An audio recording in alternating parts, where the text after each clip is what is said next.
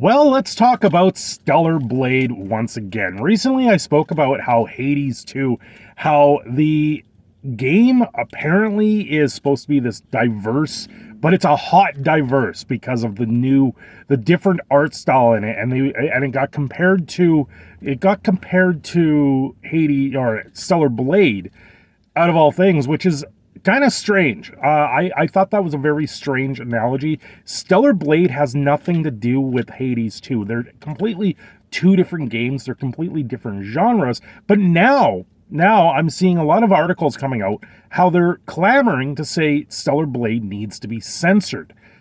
And I just have to sit there and go, Stellar Blade is its own game, not even out there on the market, and it's got everybody scared because this is going to be the new norm. This is a return to something that was once great in the type of things for games. It's there's certain scenes that I've seen of Stellar Blade with the trailer that are meant to be this absolutely beautiful shot, and it's not that it's making it more of what these journalists are calling more of a pornographic thing. It's not at all. I more equate it to like The Legend of Zelda Tears of the Kingdom. I thought that game, Tears of the Kingdom, was a pretty good game overall, but I did have issues with it because the game got very repetitive. And I think that's where Stellar Blade is going to be a lot different. It's a lot like a Dark Souls game where the boss fights and the mechanics, you got to learn when to hit, when not to hit, and continue with playing through the game. But Zelda Tears of the Kingdom, the payoff for the end of the game was absolutely this fantastic scene, the cinematic, the everything that you saw with Zelda Tears of the Kingdom paid off in the game tenfold. Like, I felt like I played a movie at that point. The end of the game was more like a movie, and I think that's what Stellar Blade is going for, is this fantastical idea that the game is going to pay off very greatly for a lot of these screenshots, these cutscenes. It's going to be this fantastical thing, and they more focused on the way the video or the game looks after the fact, what is going to be pleasing for the game. And when I finished Zelda Tears of the Kingdom, we streamed it here on the channel, and I was taken back at how gorgeous some of the scenes were. And you don't see people writing articles about that because it was such a amazing payoff at the end. And that's about the only way I can describe what we're seeing with Stellar Blade, is a lot of people are going to look at it and they're going to play it, and there's screenshots in there. I saw a video go out where they took 5 or 6 different women and put them on the screen, and all of them are clamoring over this game, how gorgeous the game looks, how some of these scenes are absolutely gorgeous, and how it's showing off what they can actually do with the graphics that we're seeing today. And then you look at Hades 2 coming out, and it's got this cel-shaded version of it, and it's more cartoonish. And now all the game journalists are clamoring, saying that this is the game that should be number one compared to Stellar Blade. And you just kind of sit there and go, both these games aren't even out. Hades 2 is still in playtest. Stellar Blade is coming out in a few days, I believe on the 26th. And the game looks great and makes me wish I had a PlayStation 5 to be able to get this game. I've got to wait for the PC release, because it sounds like the PC release was already something that was possible. And it's very interesting in that manner that the PC release is not going to come out, but they took what looked like the PC release, and PlayStation said, okay, we're going to port this over to console. So this is where we're going to see a little bit difference here. It was a game that I believe was originally designed for the PC, and now it's going to the PlayStation console.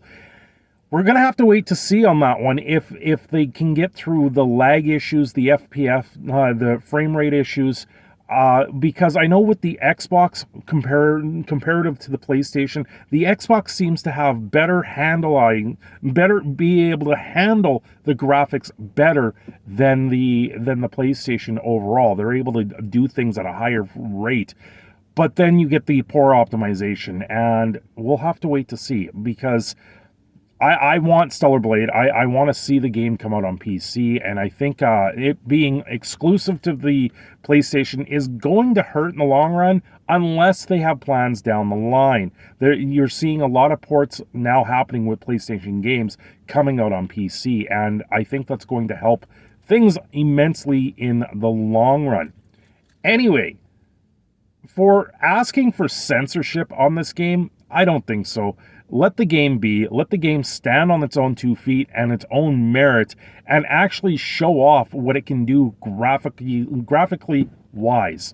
It's not something that you're going to see on another game for a long time at this point, because of the amount of backlash we see from game journalists. How many of them are just plain scared that this game exists, and it's going to show up how many developers out there need to actually more focus on what the gamers want in the gaming industry, instead of this narrative design where you're going to shoehorn things in there. You're going to make everyone look like they're a 3D render of a model that doesn't have any definition to it.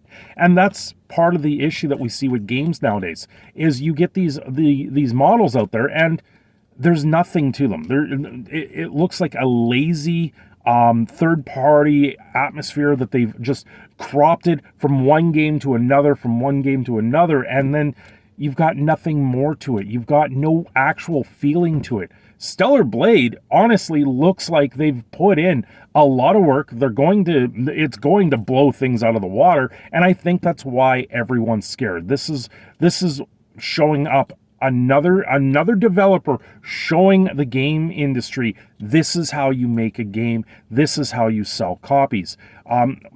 Looking back at Palworld, look at Baldur's Gate 3 with Larian Studios. Larian did things that generally a lot of people are saying more indie-ish, even though they have Tencent backing.